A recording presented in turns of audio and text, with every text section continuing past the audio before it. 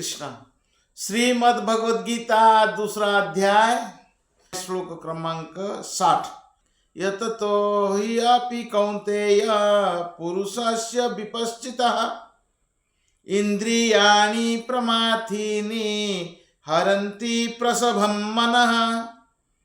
हे अर्जुन, इंद्रियां इतनी प्रबल तथा वेगवान है कि वे उस विवेकी पुरुष के मन को भी बलपूर्वक हर लेती है जो उससे वश में करने का प्रयत्न करता है। प्रभुपाद जी तात्पर्य में लिखते हैं, अनेक विद्वान ऋषि दार्शनिक तथा अध्यात्मवादी इंद्रियों को वश में करने का प्रयत्न करते हैं, किंतु उनमें से बड़ा भी कभी कभी विचलित मन के कारण इंद्रियों भोग का लक्ष्य बन जाता है। यहाँ तक कि विश्वामित्र जैसे महर्षि तथा पूर्ण योगी को भी मेनका के साथ विषय भोग में प्रवृत्त होना पड़ा। विश्वामित्र मुनि तपस्या कर रहे थे और मेनका जब आई तो विश्वामित्र मुनि अपना स्थिति को भूल गए, मेनका के ऊपर आकर्षित हो गए। इंद्रियों को बस में करना, बड़े बड़े ऋषि मुनि अपने स्थिति से गिर जाते हैं। विश्वामित्र मुनि आकर्षित हो गए और मेनका के साथ विवाह हो गया। और एक उदाहरण आता है जो कि सौवरी मुनि, विश्वामित्र मुनि तपस्या कर रहे थे धरती पर।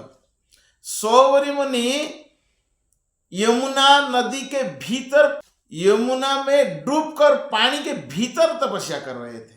दो मछलियों का संभोग को देख लिया, उस दृश्य को देख लिया और इंद्रिया मोहित हो गया, मन में इच्छा जागृत हुई, साधना छोड़ दिया, पानी से बाहर आए।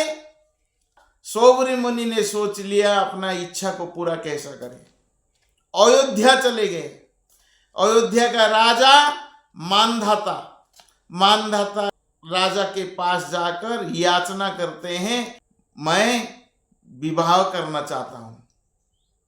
मानधाता राजा देखा कि ये तो बूढ़ा व्यक्ति है, तपस्या करते करते बूढ़ा हो गया, अगर मना कर दो, ये तो सौवरी मुनि है।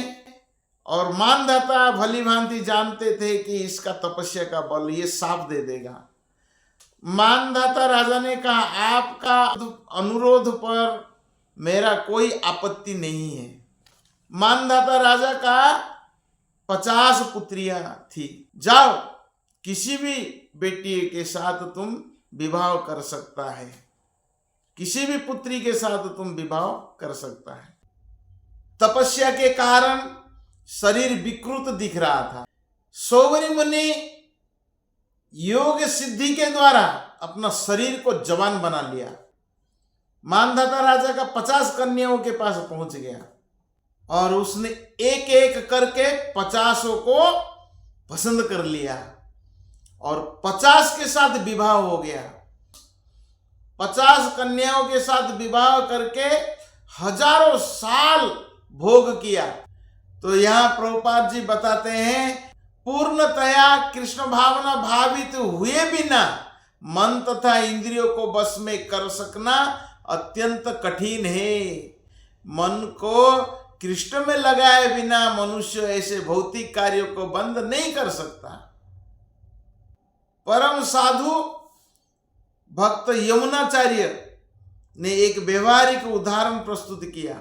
वे कहते हैं, यदवदी मम चेत कृष्ण प्रदार विंदे नव नव रस धावनी उदतम रंतुम आसित तदवधीवत नारी संगमे स्वयर्माने भवती मुख विकार सृष्टो निष्टिवनम च।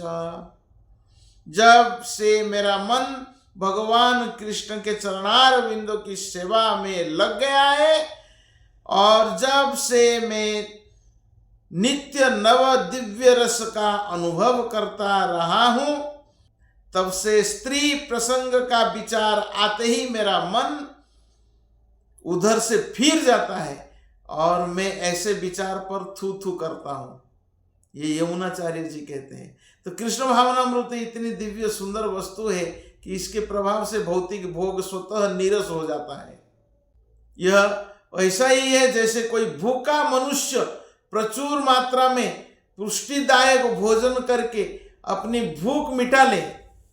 महाराज अम्बरीश भी परम योगी दुर्वासा मुनि पर इसीलिए विजय पा सके क्योंकि उनका मन निरंतर कृष्ण भावनामृत में लगा रहता था। स वै मन कृष्ण पदारविंद बचनसी वैकुंठ गुणानुवर्णने। अम्बरीश महाराज अपने इंद्रियों को भगवान की सेवा में लगा दिए थे। जब तक इंद्रियां भोग में लगी है तब तक इंद्रियां कभी संतुष्ट नहीं होते हैं, तुष्ट नहीं होते हैं। जैसा हम कृष्ण की सेवा में इंद्रियों को लगाते हैं तब हमारा इंद्रिय संतुष्ट हो जाते हैं।